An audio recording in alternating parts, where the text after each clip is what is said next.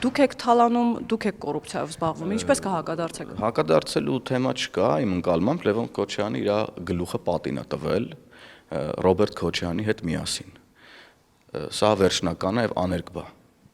Եվ երեկվա ցինիկ պահվածք ես արդեն ասացի։ Հետևանքն է նրա,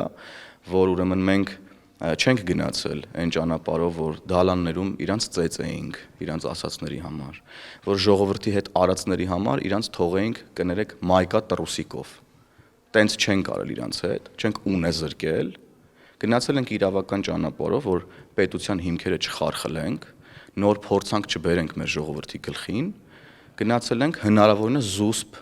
դիմացել ենք, դիմադրել ենք մեզ ուղղված մեղադրանքներին, դիմացել ենք ժողովրդի մեզ ուղղված մեղադրանքներին, իրավացի մեղադրանքներին նաև դիմացել ենք։ Շատ բաներ մենք չենք կարողանում ասել որպես իշխանություն։ Մենք սա հասկանալով դիմանում ենք, ատամները կրճտացնելով դիմանում ենք եւ նման սրիկաները հերես են առնում։